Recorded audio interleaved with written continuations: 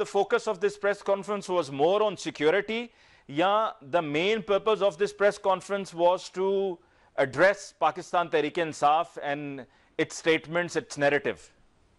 देखिए मैं समझता हूँ दोनों पे थी, क्योंकि पहले part of the press conference उनके सिक्योरिटी इश्यूज पे थी, दहशतगर्दी वगैरह, रियासत की पॉलिसीज ऑन पैलेस्टीन, कश्मीर और इंडिया और अफगानिस्तान के हवाले से। लेकिन फिर बाद में आपकी बात सही है, मैं समझता हूँ latter part of the press conference और जो खासकर क्वेश्चन आंसर सेशन था उसमें फिर भरपूर 9 मई और 9 मई के बाद जो सूरत हाल पैदा हुई है पाकिस्तान में, और ये जो एक स्टैंड ऑफ चल रहा है पिछले 1 साल से between PTI and the military establishment, और ये जो केसेस चल रहे हैं और वगैरह, तो उस पे फिर जारी बात है, मैं समझता हूँ उनको क्रेडिट देना चाहिए, उन्होंने बड़ी खुल के बात की है। लेकिन जो आपका बेसिक सवाल था खलीज कम हुआ या बढ़ा, जो खलीज इस वक्त चल रहा है, जो स्टैंड ऑफ चल रहा है, वो बिल्कुल पाकिस्तान के इंटरेस्ट में नहीं है।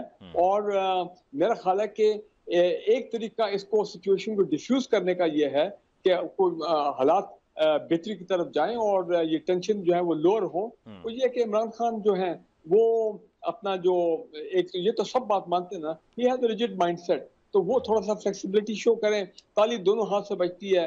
आपने देखा ना 3-4 पॉजिटिव एक्शन हुए हैं, इनके पीटीआई लीडर्स को कुछ को निकाला गया फ्रॉम ईसीएल, उसके बाद मिलिट्री कोर्ट से 20-25 लोग जो हैं वो रिहा किए गए, जिनके पास कोई एविडेंस नहीं था। एटीसी में काफी लोग रिलीज हुए, 3-4 खवातीन रिलीज हुए, तो कुछ पॉजिटिव सीबीएम आए थे। मैं एक्सपेक्ट कर रहा था कि इसके ऊपर फिर जो बानी पीटीआई हैं वो रिस्पॉन्ड करेंगे समवॉट फेवरेबली, लेकिन उन्हें डेली टेलीग्राफ का वो जो आर्टिकल छप गया विद वेरी खौफनाक हेडिंग, देखिए ना मर्डर शर्डर की वो बातें कर रहे हैं, तो उससे मैं समझता हूँ हालात में और खराबी जो है वो पैदा हो गई है। तो अब सूरत हाल ये है कि अगर वो थोड़ा फ्लेक्सिबिलिटी शो करें और कोई मिडिल लाइन, फ्लेक्सिबिलिटी सिर्फ इमरान खान साहब की तरफ से या दोनों तरफ से? देखिए मैंने आपको बताया था 4 पॉजिटिव सीबीएम्स के मुझे इंडिकेटर आए हैं, मैं बड़ा खुश था।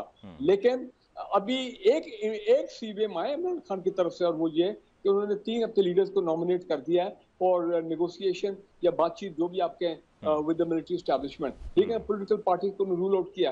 हालांकि आज की प्रेस कॉन्फ्रेंस में उन्होंने बड़ा क्लियर लिखा है कि जनाब आप आपकी बातचीत की कोई जरूरत नहीं, you go and talk to the political party. मैं समझता हूँ वो भी बात सही है, पॉलिटिकल पार्टी से भी आप बात चलें ताकि बातचीत आपस में हो, कुछ रास्ते निकलें, कुछ मामला निकलें।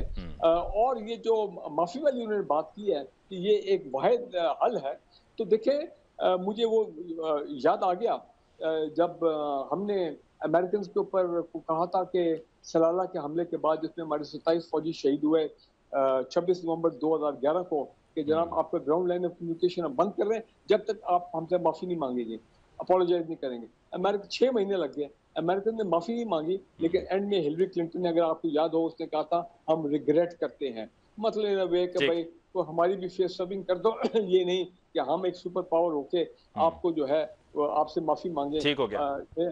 तो मेरा कहने का मतलब ये है कोई मिडिल लाइन लें। 3 फॉर्मूले आ चुके हैं, अभी 3 फॉर्मूले आ चुके हैं। ठीक, अभी रिकंसिलिएशन फॉर्मूला, दुरानी साहब का फॉर्मूला, और अब general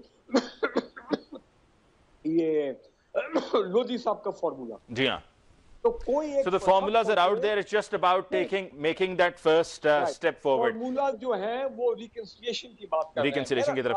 I'm running short of time, Brigadier Sahab. I'll have to conclude the program.